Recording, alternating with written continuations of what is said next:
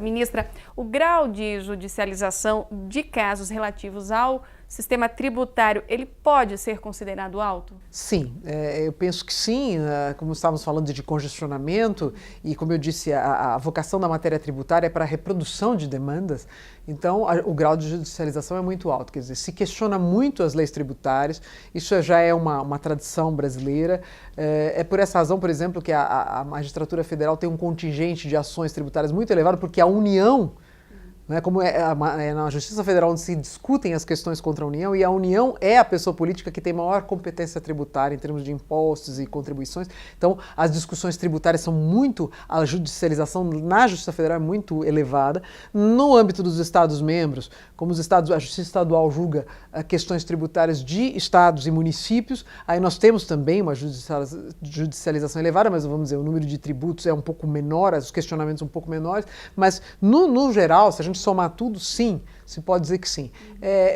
Eu também costumo observar que, em verdade, legislar sobre matéria tributária no Brasil é muito difícil, especialmente por conta dessa circunstância de a Constituição falar tanto de matéria tributária. Como a Constituição é muito detalhista, o legislador tributário, quer o legislador federal, quer o estadual municipal, ele tem que estar muito atento para produzir uma lei tributária que não esbarre ou não ofenda nenhum dos dispositivos constitucionais. Então ele tem que prestar atenção em princípio da legalidade, princípio da anterioridade da lei tributária, princípio da irretroatividade, capacidade contributiva, vedação ao confisco e uma porção de outras coisas. Ele tem que observar esses princípios, tem que observar as imunidades. Então, vamos dizer, é um campo minado, porque a Constituição cercou o contribuinte de imensas proteções, e o legislador tributário, ele tem que estar muito, muito atento a isso para não produzir uma lei pelo menos duvidosa. Então, o que acontece é que as leis tributárias são produzidas e nós temos um cipoal de leis tributárias.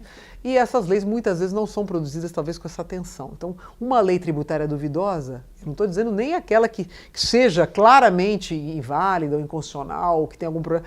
Uma lei duvidosa, uma lei tributária duvidosa certamente vai ensejar milhares e milhares de ações. Como reduzir, então, a quantidade de litígios, né, diante das execuções fiscais? Isso é possível? Tem alguma saída aí? As execuções fiscais, a execução fiscal em si, ela é sempre um ponto muito polêmico. Já se tentou mudar a lei, existe uma lei específica para esse tipo de execução, que é a Lei 6.830 de 80. Ainda hoje, embora seja uma lei antiga, vamos dizer, não é? Já de algumas décadas, ainda hoje há muitas discussões, nós ainda estamos discutindo questões atinentes à interpretação da lei. Já houve tentativas de se alterar essa lei, de substituir esse sistema da Lei 6.830, que tem algumas polêmicas, algumas dificuldades, mas realmente tem sido difícil. Essas tentativas não foram exitosas e continuamos com a mesma lei, com os mesmos problemas. Não é? É claro que toda essa questão das dívidas, dos débitos tributários, dos contribuintes inadimplentes, dos grandes devedores, tudo isso passa também, penso eu, por uma educação nessa matéria.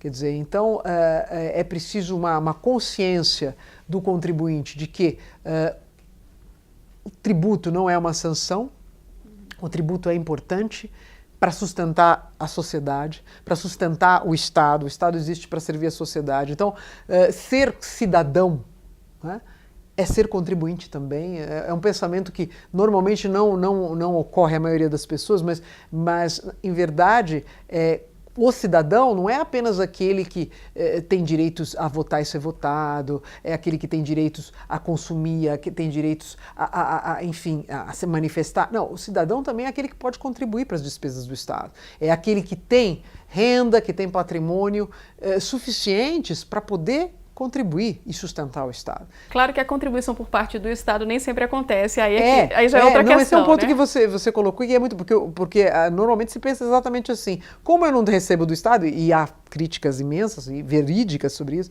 como eu não recebo a contraprestação do Estado, eu também não vou pagar tributo, que na verdade não é uma postura que melhore as coisas, quer dizer, então vai continuar sempre assim, quer dizer, então eu também não pago, ele também não... Então a ideia é justamente poder arcar com o seu dever de pagar, né? Porque é um dever de contribuir, arcar com o seu dever de contribuir devidamente, justamente para poder cobrar com razão as prestações que o Estado tem que apresentar.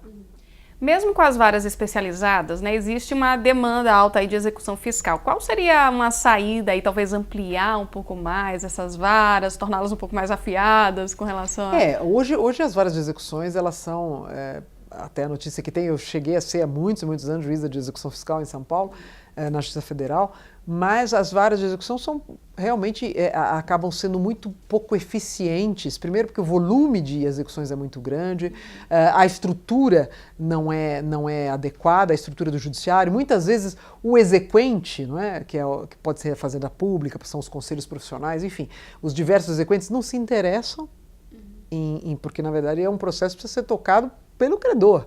Então, se o credor não se interessa, então muitas vezes esses processos só fazem número e quando há a possibilidade de chegar a algum desfecho, aí já não existe mais patrimônio a ser executado, o devedor sumiu. Então, é uma ineficiência muito grande. Realmente, a execução fiscal tem que ser repensada ou com mecanismos administrativos ou com outro tipo de gestão, porque realmente a que existe não funciona bem.